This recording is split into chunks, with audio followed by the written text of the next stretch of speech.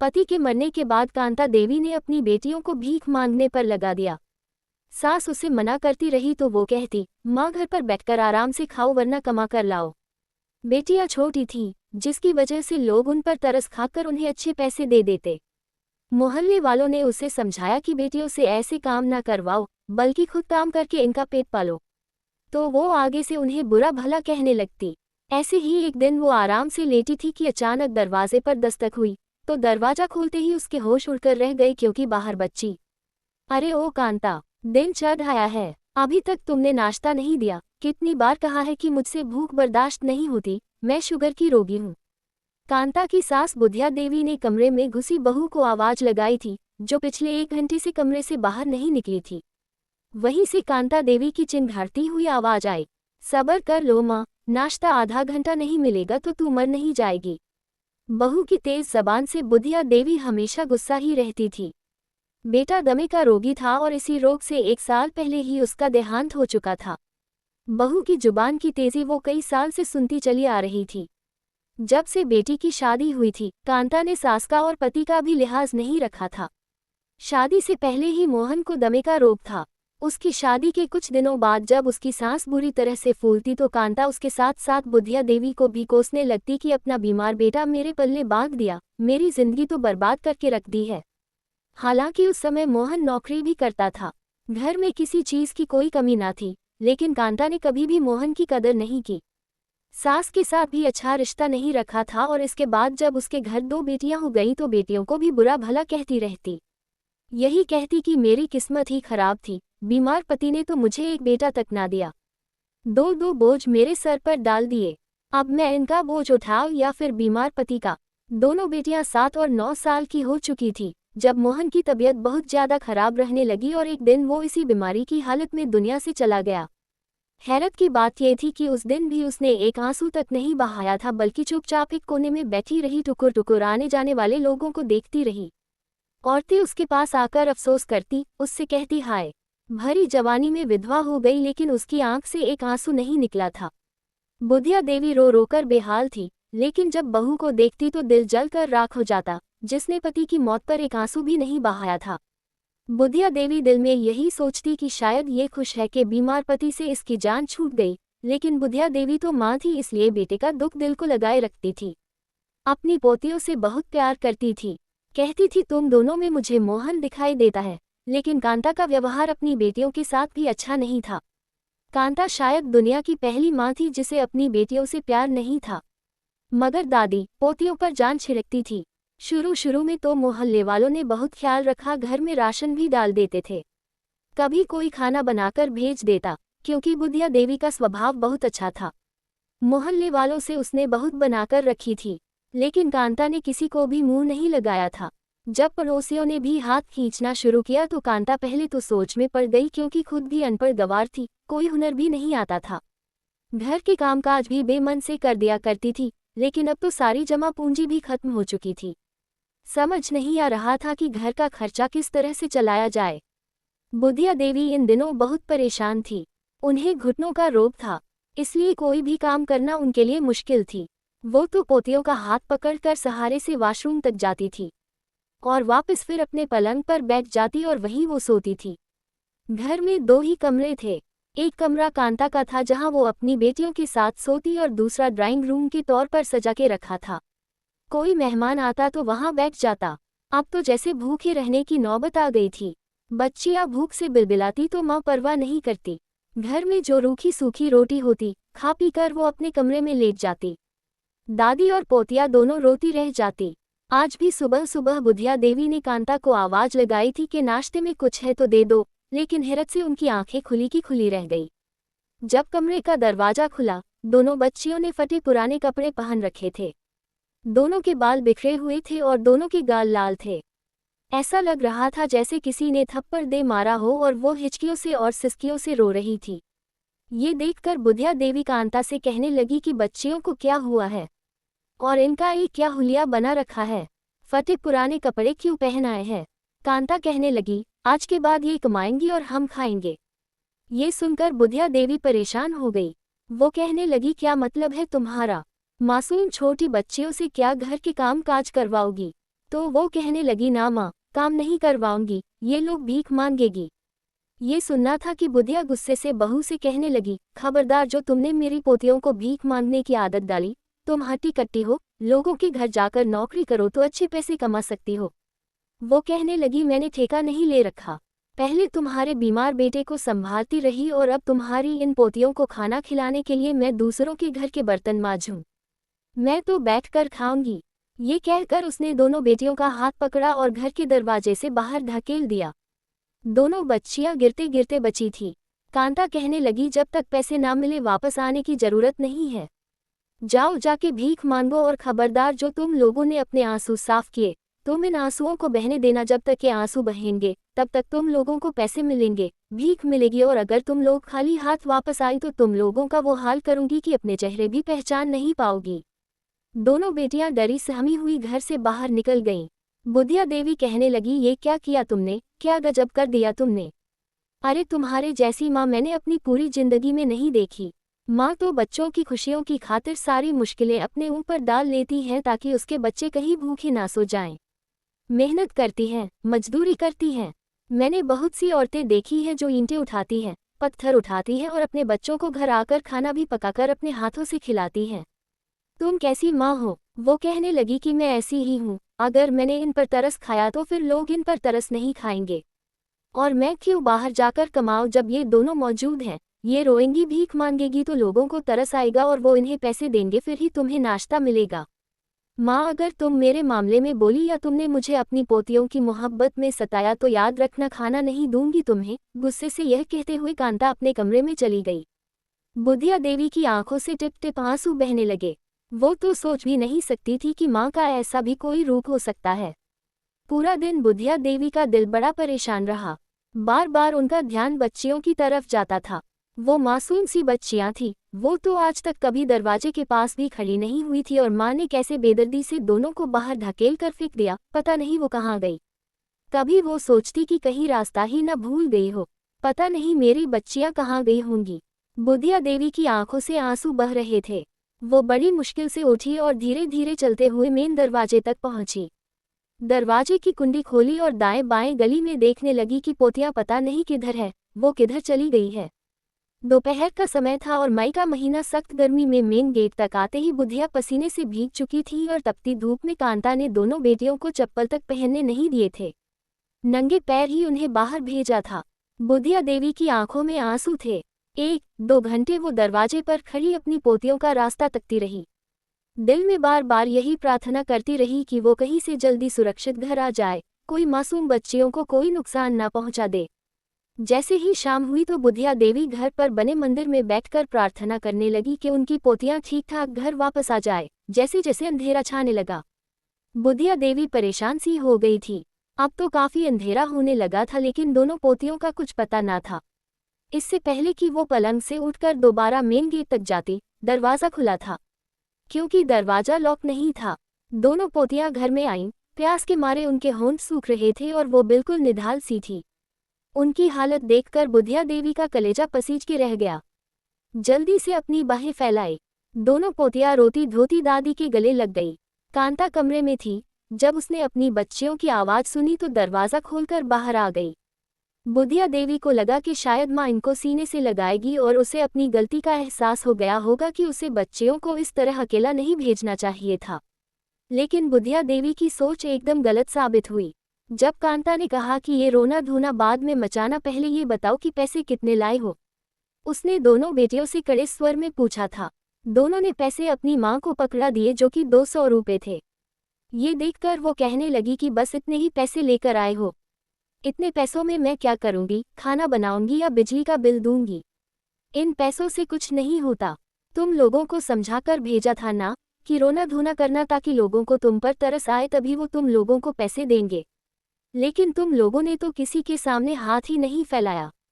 कांता की बड़ी बेटी कहने लगी कि माँ, हमें दादी ने हमेशा यही सिखाया है कि जब इंसान भगवान के सामने हाथ फैलाता है और उससे मांगता है तो उसे किसी से भी मांगने की जरूरत नहीं पड़ती। वो कहने लगी कि हमने तो अपने भगवान से ही मांगा कि हमें पैसे दे दो, वरना माँ हमें रोटी नहीं देगी, और लोगों ने खुद ब खुद पैसे देने शुरू कर दिए। ये सुनना था कि कांता को और भी ज्यादा गुस्सा आने लगा। वो कहने लगी कि अगर बिना मांगे ही तुम लोगों को 200 रुपये मिल सकते हैं तो अगर तुम लोग पैसे मांगती तो जरूर तुम लोगों को और भी पैसे मिलते। फिर कांता कहने लगी कि आज मैं तुम लोगों को रोटी नहीं दूंगी। ये सुनकर बुधिया देवी को बहुत गुस्सा आया। वो कहने लगी कि बच्चियां भूखी प्यासी सुबह की गई है, तुम्हारा दिल इतना पत्थर का कैसे हो सकता है? अपनी औलाद के लिए तो हर माँ का दिल नर्म होता है। वो कहने लगी तू चुप कर बुढ़िया। ये कहकर कांता कमरे में चली गई। पैसे अब उसके हाथ में थे। दोनों बेटियां दादी के पास आ गई। कहने लगी दादी बहुत भूख लगी है, माँ रोटी नहीं पका कर देगी। वह कहने लगी ऐसा करो मुझे सहारा दो, मैं किचन में जाकर तुम लोगों के लिए कुछ बनाती हूँ। बड़ी मुश्किल से बुधिया देवी ने हाँफते कांपते 2 रोटियां पकाई थी। दोनों पोतियों ने सूखी रोटी पानी के साथ खाकर भी भगवान का धन्यवाद किया था। फिर बुधिया देवी उन्हें बताने लगी कि सब्र करने वालों को भगवान पसंद करता है। लेकिन वह नहीं जानती थी कि इन बच्चियों की माँ रोज उनके साथ ऐसा ही व्यवहार करेगी। दोनों बच्चियों को मई के गर्म मौसम में कांता फटे पुराने कपड़े पहनाकर भीख मांगने के लिए भेज देती थी और उन्हें भीख मांगने से पहले वो मारती थी ताकि बच्चियों के चेहरे पर निशान पड़ जाए और लोग तरस खाकर ज्यादा से ज्यादा पैसे दें। दोनों बच्चियां रोती बिलखती हुई घर से बाहर निकल जाती थी और मेन सड़क पर जाकर दोनों बच्चियां रोते हुए लोगों के सामने हाथ फैला फैला कर पैसे मांगने लगी। बुधिया देवी को कांता पर बड़ा गुस्सा आता था कि ये कैसी माँ है। ये अपनी बच्चियों पर जरा भी तरस नहीं खाती, न ही इसने कभी अपने पति की जिंदगी में उस पर तरस खाया था। घर का कोई भी काम नहीं करती थी। बुधिया देवी बड़ी मुश्किल से लंगड़ा लंगड़ा कर चलती थी और घर में जो भी रूखी सूखी रोटी होती खुद ही गर्म करके खा लेती थी और बच्चियों के लिए भी वो आंसू बहाती, कभी कभी अपने आप को कोसने लगती कि वो क्यों इतनी बेबस और मजबूर है। काश कि उसकी सेहत अच्छी होती तो वो लोगों के घर में खुद काम कर लेती। उसने अपने पति के देहांत के बाद भी लोगों के घर में नौकरी करके अपने बेटे को पाला था। जैसे ही बेटा बड़ा हुआ काम काज करने लगा तो ही जाकर बुधिया देवी की जिंदगी में कुछ सुकून आया था, लेकिन बेटे की बीमारी की वजह से वो परेशान रहने लगी थी। उसे दमे का रोग हो गया था और वो खुद भी बीमार रहने लगी। बेटा अपना इलाज तो करवाता था लेकिन अपने सारे काम खुद नहीं कर सकता था। बुधिया देवी को लगा कि बहू आएगी तो बेटे का ख्याल रखेगी तो वो जल्दी से जल्दी ठीक हो जाएगा। लेकिन कांता ने आते ही ना तो पति की सेवा की और ना ही घर संभाला, बस खाना पका देती थी और घर की सफाई जैसे तैसे कर देती। हर समय मोहन को ताने देती रहती कि तुम बीमार थे और तुम्हारी माँ ने मेरी जिंदगी भी बर्बाद कर दी। बुधिया देवी ने आज तक कभी भी बहू के साथ सास जैसा व्यवहार नहीं रखा था, लेकिन कांता दिल की बड़ी कठोर थी।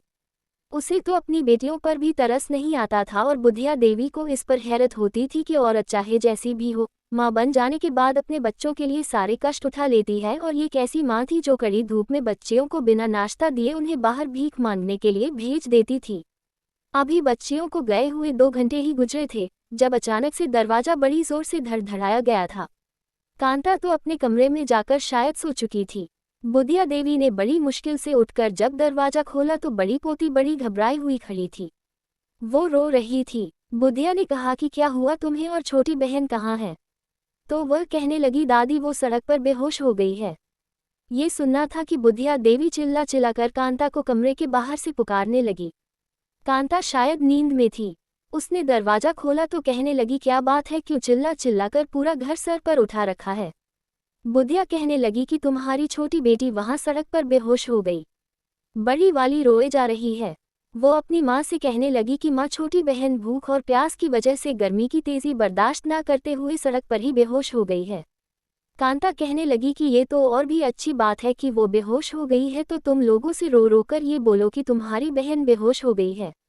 इसने 2 दिन से कुछ नहीं खाया, भगवान के लिए हमें पैसे दे दो। बुधिया देवी तो सोच भी नहीं सकती थी कि कांता इतनी कठोर हो जाएगी। उसे जरा भी दुख नहीं हुआ कि उसकी छोटी बेटी सड़क पर बेहोश पड़ी है। उसे ये था कि पैसे ज्यादा मिलेंगे। बुधिया देवी कांता से कहने लगी कि जाकर अपनी बेटी को घर लेकर आओ, ये ना हो कि उसे कुछ हो जाए। तो वह कहने लगी कुछ नहीं होगा, ये बेटियां बहुत ढीठ होती हैं, इतनी जल्दी मरती नहीं है कि जान छोड़ दें। ये कहकर उसने अपनी आने वाली जमाई को रोका और कमरे में चली गई।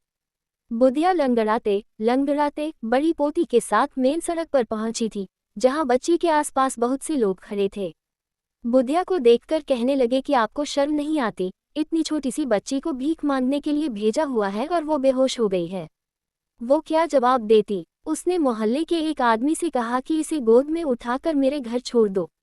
मैं खुद भी घुटनों के दर्द से परेशान हूँ। बच्ची को गोद में नहीं उठा सकती, तो एक लड़के ने बच्ची को गोद में उठाया और घर तक पहुंचा दिया। बुधिया देवी रोए जा रही थी। बच्ची को अपने पलंग पर लिटाकर बड़ी पोती से कहने लगी, जाओ पानी लेकर आओ। बड़ी पोती पानी लेकर आई तो उसने छोटी पोती को चम्मच से पानी पिलाया। कुछ देर बाद जाकर उसकी आंखें खुली थी। उसकी खुली हुई आंखों से आंसू बह रहे थे। वो ये कह रही थी कि माँ मुझे भूख लगी है, मुझे कुछ खाने को दे दो। ये सुनकर बुधिया देवी का दिल पसीज गया। जल्दी से फिर आटा निकाला और पोती को रोटी बनाकर खिलाई। वो भूख की वजह से बेहोश हुई थी। दोनों पोतियों ने खाना खाया और फिर बाहर भीख मांगने के लिए तैयार हो गई।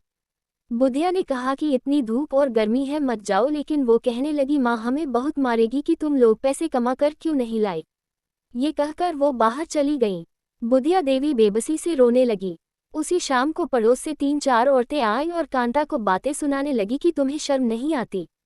खुद तो तुम हट्टी कट्टी जवान जहान हो, लेकिन फिर भी घर में बैठी रहती हो और छोटी बेटियों के कपड़े फाड़ कर उनका हुलिया बिगाड़ कर उन्हें भीख मांगने के लिए भेज देती हो। क्या तुम्हारे अंदर जरा भी शर्म नहीं है? कैसी माँ हो? इस धूप में हम अपने बच्चों को घरों से बाहर नहीं निकालते कि कहीं इन्हें धूप की वजह से कोई बीमारी न लग जाए, और तुम नंगे पैर अपनी बच्चियों को भीख मांगने भेजती हो। वो कहने लगी कि अगर तुम्हें इतना ही तरस आ रहा है तो तुम मुझे महीने का खर्चा दे दो, मैं इन दोनों को घर में बैठा लूंगी। मैं क्यों अपनी जिंदगी को बर्बाद करूं और लोगों के घरों में काम करूं। जब ये दोनों बच्चियां मुझे शाम तक 400-500 कमा कर दे रही है। वो औरतें हैरत से कांता को देख रही थी कि इसे अपनी बेटियों की जरूरत ही नहीं और ना ही कोई चिंता थी। कांता कहने लगी कि ये मेरे घर का मामला है, इसलिए तुम लोग यहाँ से चली जाओ। खबरदार, जो दोबारा तुम लोगों ने हमारे घर में कदम रखा तो। समय ऐसे ही बीतने लगा था। बच्चियां बड़ी होने लगी थी। एक बार दादी से कहने लगी कि लोग हमें बार बार छूने की कोशिश करते हैं, हमारे साथ छेड़छाड़ करते हैं। ये सुनकर बुधिया देवी को कांता पर बड़ा गुस्सा आया था कि इसे जरा भी एहसास नहीं। जब उसने कांता से इस मामले पर बहस की तो कांता ने सास को भी धक्का देकर पलंग पर बैठाया और कहने लगी, खबरदार, जो मेरे मामले में बोली।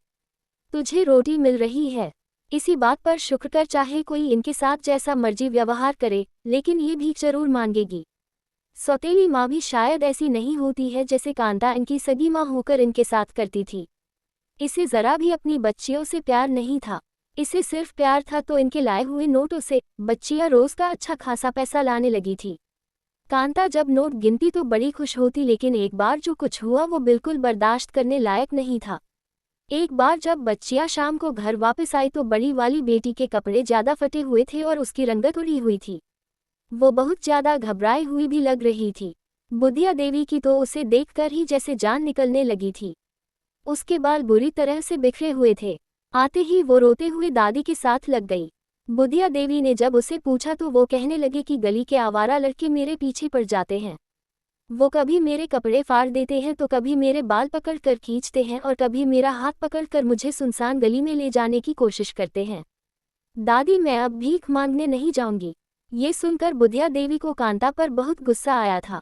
यही बात जब कांता को पता चली तो उसने इस बात की परवाह भी नहीं की। वो कहने लगी कि मुझे बस पैसे चाहिए, जैसे मर्जी कमा कर ला कर दो। बुधिया देवी ने अगले दिन जब बेटियों को मांगने के लिए भेजने से मना किया तो उसने सास का हाथ पकड़कर पीछे की तरफ मरोड़कर रख दिया कि मेरे मामले में हस्तक्षेप मत करो। कांता ने सास को बहुत मारा था। वो बेचारी तो उठने के काबिल नहीं रही थी। जब दोनों पोतियों ने दादी का ये हाल देखा तो खामोशी से मांगने के लिए चली गई। कांता बड़े आराम से अपने कमरे में जा चुकी थी। बुधिया देवी ऐसे ही रोते हुए पलंग पर लेट गई। उन्हें अपनी किस्मत पर रोना आ रहा था कि बुरी औरत अगर घर में आ जाए तो घर स्वर्ग से नर्क में बदल जाता है, और ऐसा ही कुछ उसके साथ भी हुआ था। शाम को जब दरवाजे पर दस्तक हुई और कांता ने दरवाजा खोला तो सामने अपनी बच्चियों के साथ पुलिस को देखकर कांता के होश उड़े थे। पुलिस वाला बड़े गुस्से में अंदर आया और कांता से कहने लगा, खबरदार, जो तुमने छोटी मासूम बच्चियों को भीख मंगवाने के काम में लगाया तो। जब उसके सामने बुधिया देवी को जख्मी हालत में देखा तो कांता पर बहुत गुस्सा किया कि अगर उसने दोबारा बुधिया देवी पर हाथ उठाया या बच्चियों को भीख मांगने के लिए भेजा तो वो उसे गिरफ्तार करके जेल में बंद कर देंगे। ये सुनकर कांता रोने लगी। सारे मोहल्ले वाले इकट्ठे हो गए। मोहल्ले वालों ने कहा कि ये बहुत खराब औरत है, इसे अपनी बेटियों पर भी तरस नहीं आता। पुलिस वाले ने सारे मोहल्ले वालों से यह कहा कि इनके घर का खर्चा पूरे मोहल्ले वाले मिलकर उठा ले, ताकि मासूम बच्चियों की इज्जत बच सके, क्योंकि अगर पुलिस समय पर ना पहुंचती तो दोनों बच्चियों को कुछ बदमाश लड़के अपनी गाड़ी में बिठाकर ले जाने वाले थे। इस तरह से बच्चियों की इज्जत बर्बाद हो जाती। तमाम मोहल्ले वालों ने उनके घर की जिम्मेदारी उठा ली थी और कांता को भी उसकी बेटियों के साथ जुल्म और ज्यादती करने नहीं देते थे। वो शुरू से ही मतलबी और लालची किस्म की औरत थी, जिसे अपने अलावा कुछ भी दिखाई नहीं देता था, यहाँ तक कि अपनी औलाद भी नहीं। लेकिन पुलिस के डर से वो न तो सास को कुछ कहती थी और ना ही अपनी बेटियों को। मोहल्ले वालों ने ही उसकी बेटियों का स्कूल में एडमिशन करवा दिया। बच्चियां अब अपनी दादी के साथ बहुत खुश रहती थी। अब इनकी माँ इन्हें कुछ भी नहीं कहती थी।